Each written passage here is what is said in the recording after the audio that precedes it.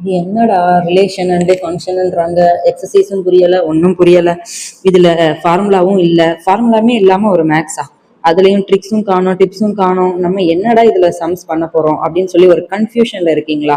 CBSE class 12 students இதோ உங்களுக்காக exercise 1.2 உடைய கான்செப்ட்ஸ் தெரிஞ்சா மட்டுமே இந்த எக்ஸசைஸை நீங்க சூப்பரா போட்டுடலாம். ஒண்ணுமே இல்லை. ஸோ இந்த மாதிரி இன்னும் easier concepts, videos and class 12 உடைய sums, important sums, chapter wise, exercise wise, இதெல்லாமே டீடைல்டு எக்ஸ்பிளனேஷன் இன் தமிழ் தெரிஞ்சுக்கணும்னு நினைச்சீங்கன்னா உடனுக்குடன் இந்த 2026ல ஆரம்பிச்ச ஜிஜி மேக்ஸ் தமிழை சப்ஸ்கிரைப் பண்ணிக்கோங்க. பெல் ஐக்கானை கிளிக் பண்ணுங்க. அப்பதான் உடனுக்குடன் சுட சுட உங்களுக்கு வீடியோஸ் வந்தடையும். நீங்க எப்ப நினைச்சாலும் இதை பிளேலிஸ்ட்ல போட்டு பார்த்துக்கலாம். வாங்க வீடியோக்குள்ள போலாமா? Hi, welcome to GG Maths Tamil. This is GG. So without any delay, exercise 1.2 of chapter 1 class 12 CBSE detail explanation in Tamil போயிடலாமா? இது என்னடா எழுதி வச்சிருக்கேன் அப்படின்னா ஸ்டெப் பை ஸ்டெப் எக்ஸ்பிளைன் பண்ணிடுறேன். ஸோ ஃபர்ஸ்ட் நான் இந்த வீடியோல என்ன எக்ஸ்பிளனேஷன் கொடுக்க போறேன், இது கம்ப்ளீட்டாவே இன்ட்ரோடக்ஷன் பார்ட். சரிங்களா? எத்தனை பார்ட்ஸ் ஆஃப் வீடியோஸ் வரும்னு தெரியல. ஃபர்ஸ்ட் ஆஃப் ஆல் இந்த இதை எக்ஸ்பிளைன் பண்ணிடுறேன். ஸோ இந்த வீடியோல நம்ம என்ன பார்க்க போறோம்னா எக்ஸசைஸ் 1.2ல மொத்தம் 8 எக்ஸாம்பிள்ஸ் இருக்கு. இந்த 8 எக்ஸாம்பிள்ஸ்ல கொஸ்டின்ஸ் பாத்தீங்கன்னா மொத்தம் 12 கொஸ்டின்ஸ் இருக்கு எக்ஸசைஸ் 1.2ல. அதுல லாஸ்ட் 11th and 12th அப்படிங்கிறது 1 மார்க்கா இருக்குது. ஓகேங்களா? ஸோ இந்த எக்ஸசைஸ்ல பாத்தீங்கன்னா மொத்தம் இந்த சாப்டர்லயே ரெண்டு எக்ஸசைஸ் தான். அதுல ஃபர்ஸ்ட் எக்ஸசைஸ் வந்து ரிலேஷனை பத்தி பேசும். செகண்ட் எக்ஸசைஸ் 1.2ங்கிறது ஃபங்க்ஷனை பத்தி பேசும். சோ இந்த வீடியோல ஃபர்ஸ்ட் ஃபங்க்ஷன்னா என்ன அப்படின்னு சொல்லி தெரிஞ்சுக்குவீங்க. ஃபங்க்ஷனுக்கு இன்னொரு பேர் மேப்பிங். அதுக்கப்புறம் நாட் அ ஃபங்க்ஷன் அப்படின்னா என்ன, ஃபங்க்ஷன் என்ன, நாட் அ ஃபங்க்ஷன் என்னன்னு தெரிஞ்சாதான் இது கொஞ்சம் பெட்டரா இருக்கும். ஓகேங்களா? அதுக்கப்புறம் டிசிஆர் இதெல்லாமே. சோ இதெல்லாமே ரொம்ப பேசிக்கான விஷயம். Domain, codomain, range, image, pre image அப்படிங்கறதுலாம் என்ன அப்படிங்கறத தெரிஞ்சுக்கிட்டீங்கன்னா ஃபர்தர் ஈஸியா இருக்கும். அதுக்கப்புறம் நம்ம எப்படி போன எக்ஸசைஸ்ல வந்து ரிலேஷனா என்ன, டைப்ஸ் ஆஃப் ரிலேஷனா என்ன, அதுல ஈக்குவலன்ஸ் ரிலேஷன் அப்படிங்கறத தலைவரா இருக்கிறாரு, அவர் தான் 16 சமுக்குமே வருவாரு. அதே மாதிரி தான் இங்க types of functions. So types of ஃபங்க்ஷன்ஸ்ல பாத்தீங்கன்னா 4 இம்பார்ட்டன்ட் டைப்ஸ் ஆஃப் ஃபங்க்ஷன்ஸ் இங்க இருக்கு. இன்னும் நம்ம இங்க எழுதிருக்கீங்களே அது வந்து அப்புறம் டிஸ்கஸ் பண்ணுவோம். ஃபர்ஸ்ட் இங்க பாருங்க, 1 to 1. ஃபர்ஸ்ட் 1 to 1 அப்படின்னு தான் நீங்க எழுதணும். நான் சும்மா 1 to 1 போட்டிருக்கேன் நம்பரா. ஸோ 1 to 1க்கு on to 1 to 1 and on to many 1. So 1 to 1 on to ரெண்டையும் சேர்த்தா 1 to 1 and on to, அதுக்கப்புறம் many to 1. ஓகேங்களா? சோ இந்த மாதிரி 4. இந்த 1 to 1க்கு இன்னொரு பேர், நம்ம எப்படி ஃபங்க்ஷனுக்கு இன்னொரு பேர் மேப்பிங் சொன்னோமோ அதே மாதிரி 1 to 1க்கு இன்னொரு பேர் இன்ஜெக்டிவ், on to க்கு இன்னொரு பேர் சப்ஜெக்டிவ். 1 to 1 எப்படி ஞாபகம் வச்சுக்குவீங்க? நர்ஸ் வந்து ஒரு பேஷண்ட்டுக்கு தான் ஊசி போடுவாங்க, அதனால இன்ஜெக்ஷன்ங்கிறனால இன்ஜெக்டிவ் ஞாபகம் வச்சுக்கோங்க. இன்ஜெக்ஷனும் இதுக்கு இன்னொரு பேர் இருக்கு, இன்ஜெக்ஷன், இன்ஜெக்டிவிட்டி, இந்த மாதிரி தான் கொஸ்டின்ஸ்ல கேட்கறாங்க. அப்ப என்னடா என்னது இன்ஜெக்டிவிட்டியான இன்ஜெக்டிவ், இதைத்தான் வந்து கேட்கறாங்க. இன்ஜெக்டிவ்னு கேட்கலாம், இல்ல 1 to 1 கேட்கலாம். அதான் வந்து டிஃபரன்ஸ். அதனால தெரிஞ்சுக்கோங்க this are that. on to னா சப்ஜெக்டிவ். அதுக்கப்புறம் 1 to 1 and on to அப்படிங்கிறது பைஜெக்டிவ் அப்படின்னு. ஏன்னா இது ரெண்டும் சேர்த்தனால பைஜெக்டிவ். ஓகேங்களா? அடுத்தது many to 1. இதுக்கு வந்து இன்னொரு பேர்லாம் கிடையாது, but this is the opposite of 1 to 1. 1 to 1 உடைய கண்டிஷன் சாட்டிஸ்ஃபை பண்ணாட்டி அது many to 1 கண்டிஷனா தான் இருக்கும், நாட் 1 to 1 அப்படின்னு சொல்லி போட்டிருக்கேன். சோ இது மேக்ஸிமம் இம்பார்ட்டன்ட் அப்படின்னு பார்த்தோம்னா இதுதான் ஃபர்ஸ்ட் 3 தான் இம்பார்ட்டன்ட். இது வந்து 1 மார்க்ல தான் மேக்ஸிமம் கேட்கறாங்க. லாஸ்ட் 11th and 12th கொஸ்டின்ஸ்ல வந்து இந்த many to 1 வச்சு தான் வந்து சம்ஸ் வருது, 1 மார்க் சம், எம்சிக்யூ. ஓகேங்களா? அடுத்தது அதர் ஃபங்க்ஷன்ஸ். இது நீங்க 11th ஸ்டாண்டர்ட்ல படிச்சிருக்கீங்க அப்படின்னு சொல்றாங்க, யாருக்கு தெரியும். பட் ஸ்டில் இதெல்லாம் தெரிஞ்சு வச்சுக்கோங்க. ஓகே மேம் இது இம்பார்ட்டன்ட் திங், அப்ப இதெல்லாம் நம்ம எங்க படிக்க போறோம், இவ்வளவுதான் இருக்கு அப்படின்னு கேட்டீங்கன்னா ஆமா, நம்ம சொன்னே மொத்தம் 12 சம்ஸ் இருக்கு இல்லையா? இந்த எக்ஸாம்பிள்ஸும் 8 சம்ஸ் இருக்கு இல்லையா? இதுல வந்து மென்ஷன் பண்ணி this is a given constant function, this is a given modulus function இந்த மாதிரி கேட்கலாம். இல்ல இன்டைரக்டா பாலினாமியலா கொடுத்து பாலினாமியல் ஃபங்க்ஷன் மாதிரி கேட்கலாம். சோ இதெல்லாமே நீங்க ஃபைண்ட் பண்ணணும். அப்ப ஃபங்க்ஷன் அப்படிங்கிற ஒரு கோட் வேர்டு தான் நமக்கு ரொம்ப முக்கியம். ஏன்னா எக்ஸாம் டைம்ல வந்து நமக்கு எந்த சாப்டர்னு சொல்லி பர்டிகுலரா கொடுக்க போறது இல்லையா? அப்ப இதெல்லாமே தெரிஞ்சாதானே நீங்க இந்த எக்ஸசைஸ் அப்படின்னு தெரியும் உங்களுக்கு. சோ என்னென்னு பாத்துருமா? Identity, constant, modulus, signum, polynomial, greatest integer function, இந்த மாதிரி கொஸ்டின்ஸ்ல வரும். அதனால அப்ப அந்த சம்ஸ் நம்ம சால்வ் பண்ணல இதெல்லாம் இதோட என்ன அப்படிங்கறத பாத்துக்கலாம். மேஜரா இதுதான் நம்ம பார்க்க போறோம். அதுக்கப்புறம் கொஸ்டின்ஸ் எப்படி கேட்பாங்க, ஹவு கொஸ்டின்ஸ் ஆஸ்க்ட் அப்படின்னா prove the given function is an 1 to 1 and on to அப்படின்னு கேட்கலாம். இல்லாட்டி இதுக்கு இன்னொரு பேர் என்ன சொன்னோம், பைஜெக்டிவ், அதனால பைஜெக்டிவ் அப்படின்னு சொல்லலாம். இல்ல neither 1 to 1 nor on to கேட்கலாம். இல்ல 1 to 1 but not on to கேட்கலாம். குழப்பங்க போட்டு on to but not 1 to 1 அப்படின்னு கேட்கலாம். ஒரே விஷயத்த இது சொல்லுப்பா, இது வேணாம்னு சொல்லுப்பா, இது வேணாம்னு சொல்லுப்பா, இதை சொல்லுப்பா, இப்படியே தான் கேட்கறாங்க. அப்புறம் prove many to 1, இதுதான் நான் சொன்னேன் இல்லையா, ரொம்ப மைனர் ஆனா 1 மார்க்குக்கு உதவும். அப்ப அந்த கான்செப்டை நீங்க தெரிஞ்சுக்கிட்டா இன்னும் ஈஸியரா இருக்கும். சரிங்களா? ஓகே, இப்ப இதெல்லாம் முடிச்சாச்சா? இப்போ நான் என்ன சொல்லியிருந்தேன் உங்களுக்கு, ஃபங்க்ஷன்ஸ் அப்படிங்கிறது மேப்பிங் அப்படின்னு சொல்லியிருந்தேன். அதனால இனி நெக்ஸ்ட் இதுல வந்து ஸ்லைட்ல என்ன பார்க்க போறோம் அப்படின்னா கம்ப்ளீட்டாவே இதுக்கு எல்லாம் எக்ஸாம்பிள்ஸ் தான். டைரக்டா எக்ஸாம்பிள்ஸ், ஒரு மேப்பிங், ஒரு நம்ம டயக்ராம், மேப்னாலே ஒரு டயக்ராம் தான் ஞாபகம் வருது. அதே மாதிரி நம்ம டயக்ராம்ல ஏரோல இதெல்லாம் ஃபங்க்ஷனா, இதெல்லாம் நாட் ஃபங்க்ஷனா அப்படிங்கிற ஒரு கண்டிஷன்ஸ் மட்டும் பார்த்துட்டு நம்ம சம்முக்குள்ள போலாம் அப்படின்னு சொல்லிக்கிறேன். ஓகே, ரெடியா போலாமா? ஓகேப்பா, ஒரு டிஸ்க்ளைமர் கொடுத்துறேன். நான் டீப் எக்ஸ்பிளனேஷனுக்குள்ள எல்லாம் போல. எனக்கு வந்து உங்களோட இந்த கான்செப்ட் உங்களுக்கு உங்களுக்கு வந்து மண்டையில ஏத்தணும். அதுதான் வந்து முக்கியமான விஷயமா இருந்துச்சு. ஏன்னா புரிஞ்சுக்கிட்டவன் பிஸ்தா அப்படின்வாங்கல்ல, அந்த மாதிரிதான் இது. டெஃபினிஷன்ஸ் எல்லாம் எந்த அளவுக்கு தேவைப்படும் அது சம்ல பாத்துக்கிறோமே. கான்செப்டை புரிஞ்சுக்கோங்க. டெஃபினிஷன்ஸ் எல்லாம் அப்ப பாத்தீங்கன்னா மேலாப்ல இருக்கிற டெஃபினிஷன்ஸ் மட்டும் சும்மா நம்மளா எழுதுற மாதிரி வச்சுக்கிறோம். ஓகேங்களா? ஃபர்ஸ்ட் ஃபங்க்ஷன்னா நாட் அ ஃபங்க்ஷன் பார்ப்போம் அப்படின்னு சொல்லியிருந்தேன் இல்லையா?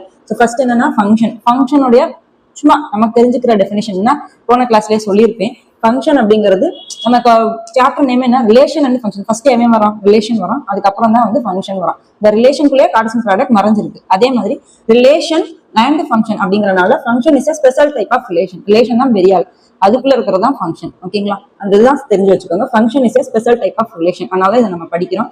ஓகே, இப்போ நம்ம மேப்பிங் அப்படின்னு சொல்லியிருந்தோம். ஃபங்க்ஷனுக்கு இன்னொரு பேர். எப்பயுமே ஒரு செட், ரெண்டு செட் ரிலேஷன்ல செட்ஸ் எல்லாம் படிச்சோம், ஞாபகம் இருக்கு? அதே செட்ஸ் தான் இங்க வரும். ஓகேங்களா?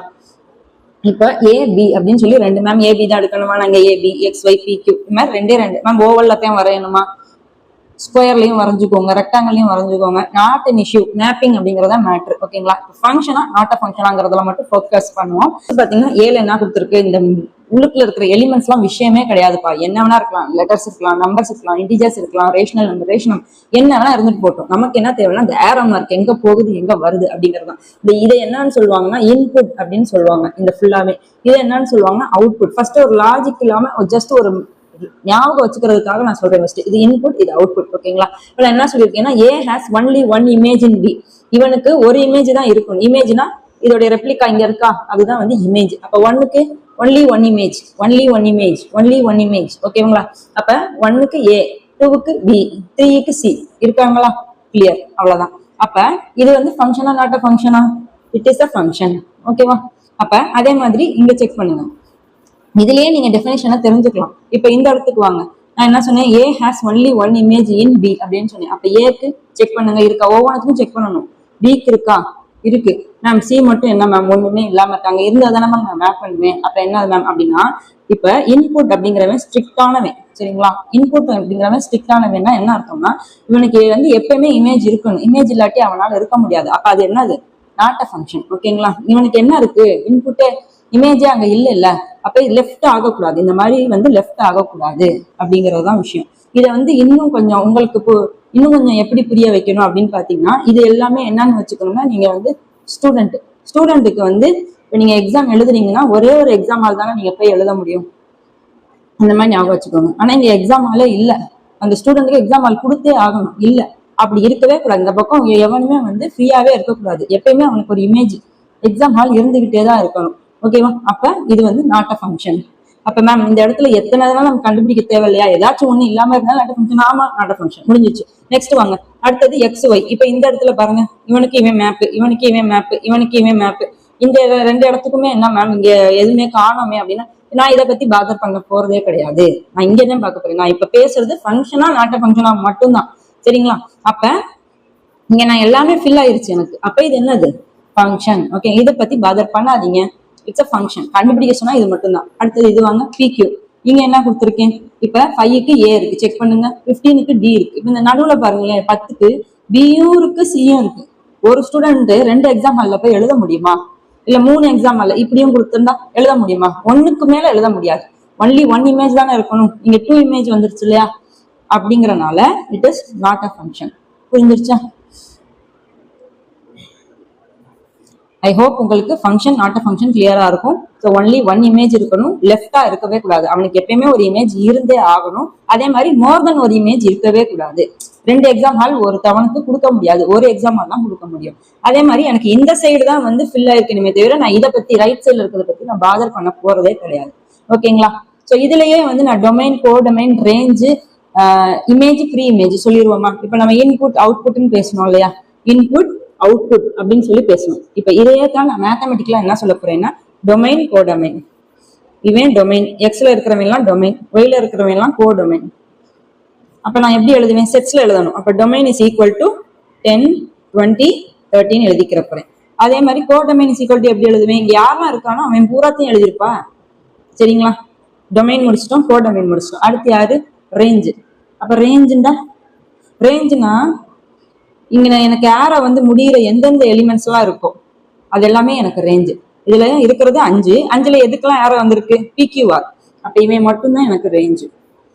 எல்லாமே இருந்தா என்ன மேம் பண்றது? எல்லாத்துக்குமே ஏரோ இருந்தா டொமைனும் இதாத்தான் இருக்கும், ரேஞ்சும் இதாத்தான் இருக்கும். இப்ப இந்த இடத்துல பாத்தீங்கன்னா ஏபிசிடின்னு இருக்கு இல்லையா, இது வந்து கோடொமைன்.